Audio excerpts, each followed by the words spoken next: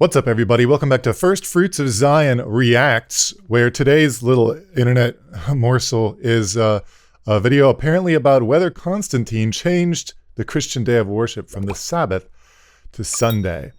As always, visit FFOZ.org, FFOZ.org, FFOZ for some of you, for more information about basically everything you've ever wanted to know about the Bible from a Messianic Jewish perspective.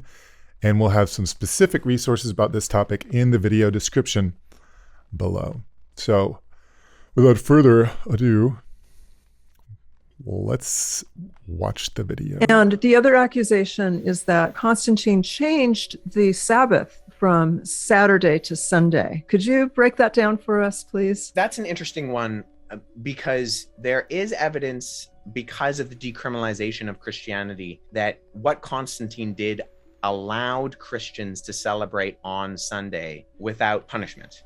Mm-hmm. And it was actually, there are instances that we have recorded of the fact that Christians were being arrested and being put on trial on Sunday. And part of what Constantine does is he stops that from happening. That if there are legal proceedings taking place, they're not happening on Sunday because Sunday is the day that Christians worship. But actually, I do have, I'll just pull it up here. There was a writer named Justin Martyr in the middle of the 2nd century, and he wrote a document on weekly worship of the Christians. Let me just read this. So this is a long, long time before Constantine was ever born. He writes this: "And on the day called Sunday, all who live in cities or in the country gather together to one place, and the memoirs of the apostles or the writings of the prophets are read as long as time permits. Then, when the leader has ceased, the president verbally instructs and exhorts to the imitation of these good things." So what is Justin Martyr saying? Yeah. Hundreds of years before Constantine.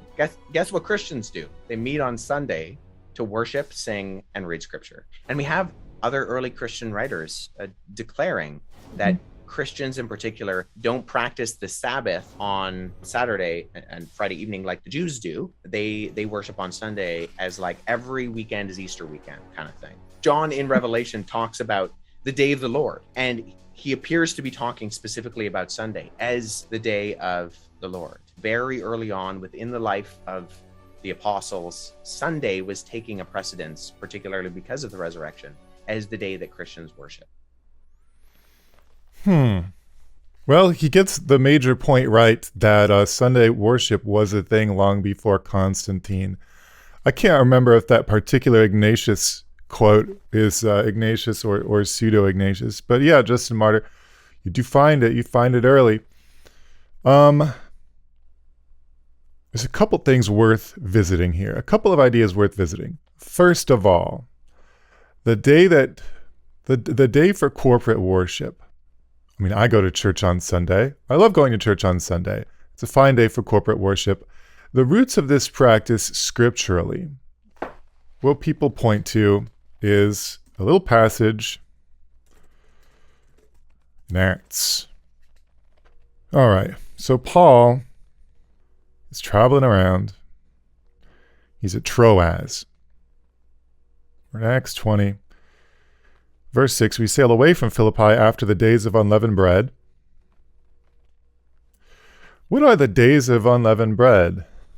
Well, that's the Jewish festival of Passover. And so that's interesting because what we find happily right before getting into a discussion on what days are important and the significance of those days and whether they were significant to the apostles and to that first generation of followers of Jesus, what we find right away is Paul is still using the Jewish religious calendar.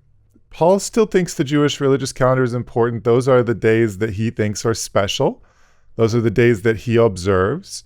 We find another reference to unleavened bread. I think it's in his when he writes to the Corinthians. Just to throw this one in as a little bonus, a little extra, a little something extra for you. 1 Corinthians 5, 7-9. Let's do that. Cleanse out the old leaven, that you may be a new lump, as you really are unleavened. For Christ our Passover lamb has been sacrificed. Let us therefore celebrate the festival, not with the old leaven, the leaven of malice and evil, but with the unleavened bread of sincerity and truth. So again, the Feast of Unleavened Bread is a calendar reference point for Paul, And he doesn't just say, let's learn a homiletic lesson from the Feast of Unleavened Bread. He says, celebrate the festival. And to say that, to postulate that this may be a different festival than the Jewish festival of unleavened bread, it's just why would you, there's no need. He says right there, he's just talking about leaven. He's talking about Passover. He names drops Passover. He's just talking about that festival. That's what they were doing. Paul sails from Philippi after the days of unleavened bread. There's Sabbaths involved in that. In the festival of unleavened bread, there's times where you're generally going to be settled down keeping those Sabbaths. So after the days of unleavened bread, he's traveling again. In 5 days we came to them Troas. We stayed for 7 days. So you have, again, Paul regulating his life by the Jewish calendar. So it says in verse 7, on the first day of the week, when we were gathered together to break bread, Paul talked with them, intending to depart on the next day, and he prolonged his speech until midnight. So, the first day of the week, they gathered together to break bread. Is this a Christian worship service on Sunday morning? Here's an alternative view you should consider.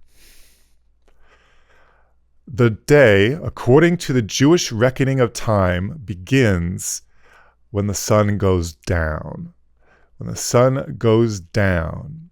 So, on the Sabbath, it's the Sabbath until the appearance of 3 stars in the sky is how it's generally reckoned, according to my understanding of how this is done. Because you wouldn't want to start doing stuff too early. You give yourself a little window, so it's not like the exact moment of sunset. It's like, it's Sabbath's over. Get the vacuum cleaner out. It's more of a, wait a little longer. Wait until you can see 3 stars in the sky, and then you can end the Sabbath. If you're gathered together on the Sabbath with all of your buddies to do religion together, because as we've just seen, Paul is operating on the Jewish calendar. Then after the ceremony that ends the Sabbath, it is the first day of the week. Paul's not going to be traveling on the Sabbath because he's an observant Jew. So Saturday night is the first day of the week. Paul is intending to leave the next day. So the probability, in my opinion, the balance of probabilities here is that this is Saturday night. They've done the Havdalah service to end the Sabbath. Paul prolongs his speech until midnight, intending to leave in the morning on Sunday, because he can't travel on the Sabbath and he has places to be. That's what it looks like is happening here. But to zoom out a little bit, and I've probably said all this before, but it's worth saying again. There was a real special time in the history of God's dealings with humanity, where after leading the children of Israel out of Egypt, he brought them to a mountain called Sinai. And he appears, and this is the invisible God who is a spirit and doesn't have a body, but in some way he appears. There's a passage where they talk about like they saw him. Which, what did they actually see? That's a complicated answer. And I'm not sure I'm equipped to deliver it. But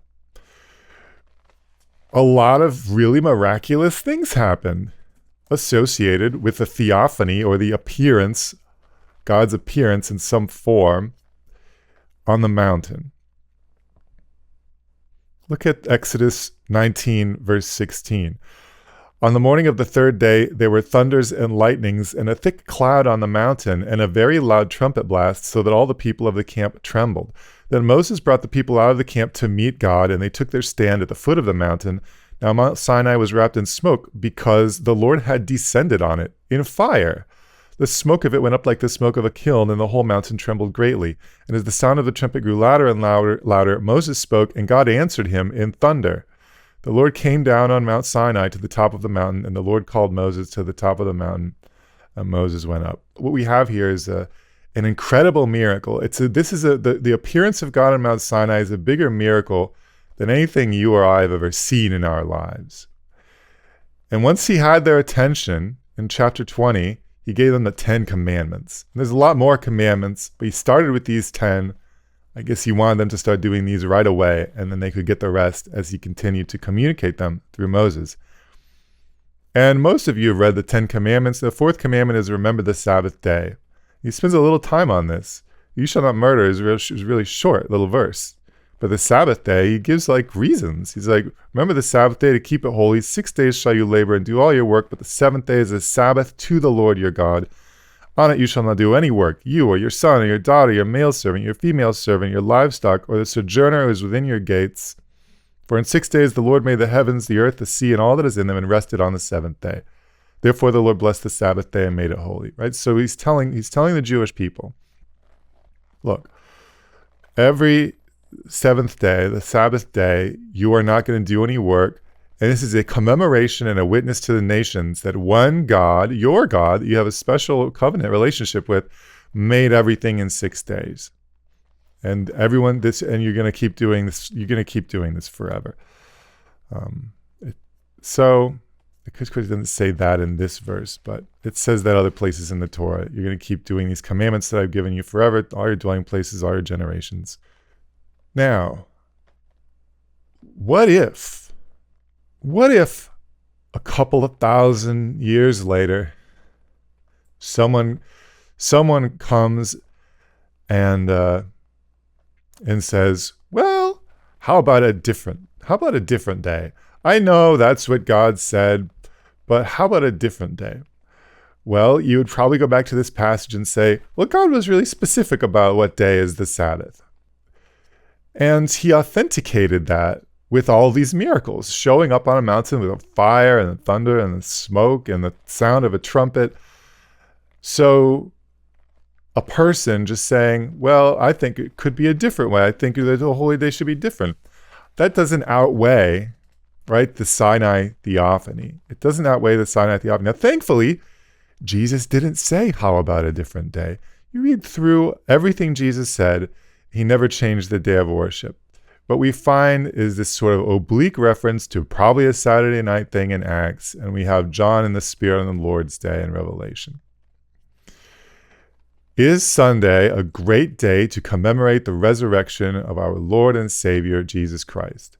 Yes, sure. Is it a great day for corporate worship? Absolutely.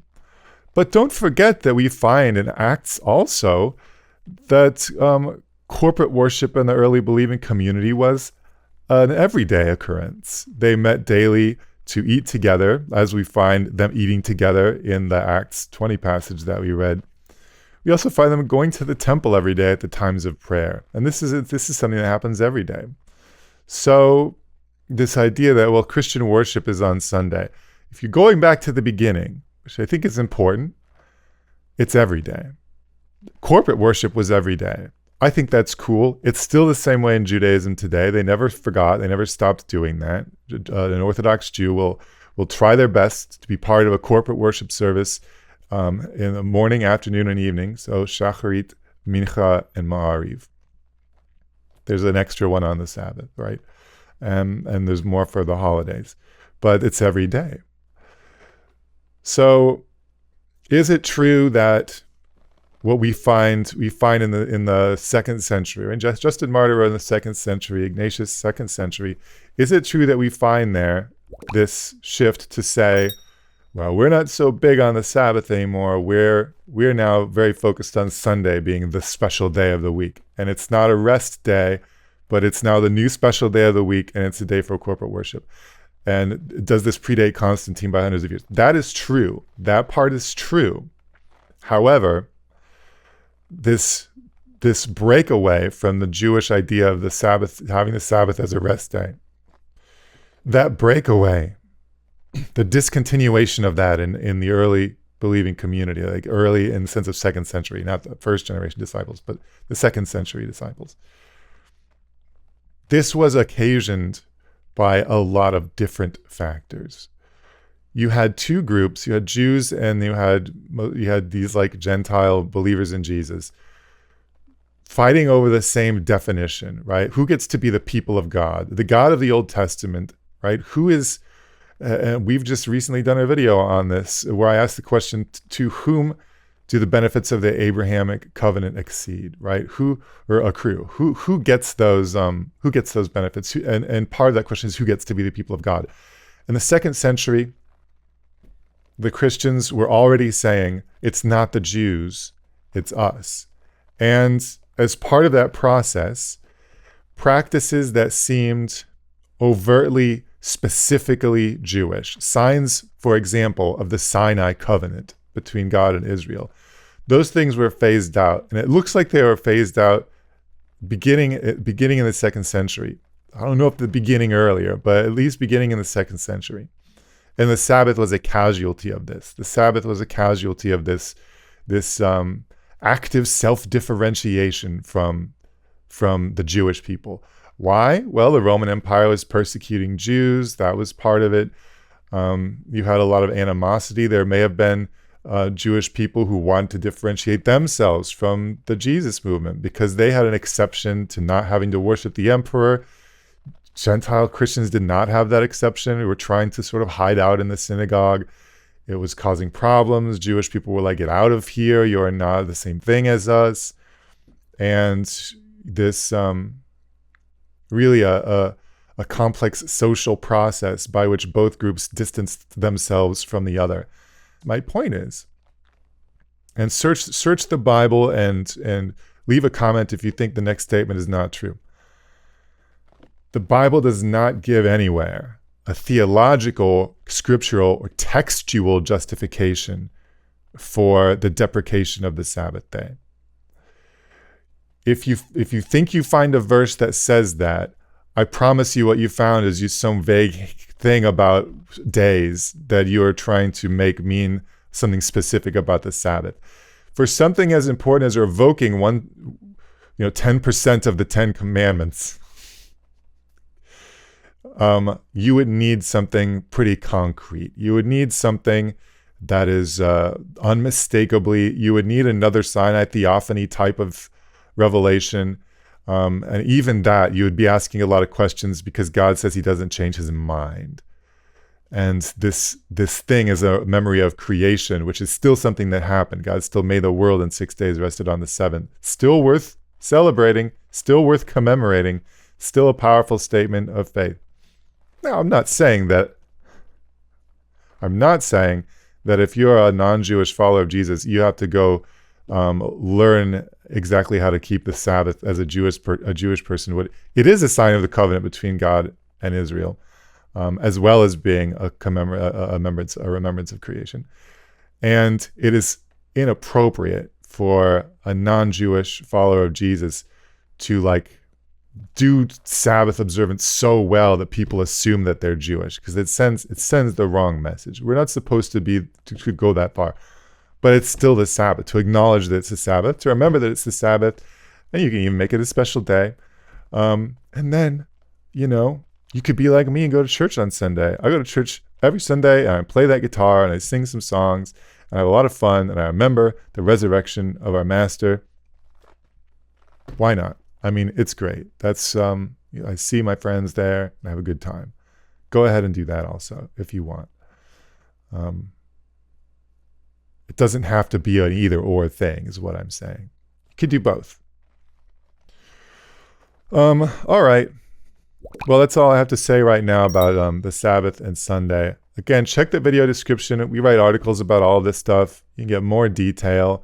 If you really want to know the whole drawn-out saga of why Judaism and Christianity became different religions, go ahead and buy Torah Club, Volume 6, Chronicles of the Apostles. It's worth it. It's worth it. If you can do that, you should probably do that. All right. Well, that's all for today. Go to FFOZ.org, sign up for a free account. You will get a free book. Begin your journey of learning the Bible from a Messianic Jewish perspective. And until next time, thanks for watching.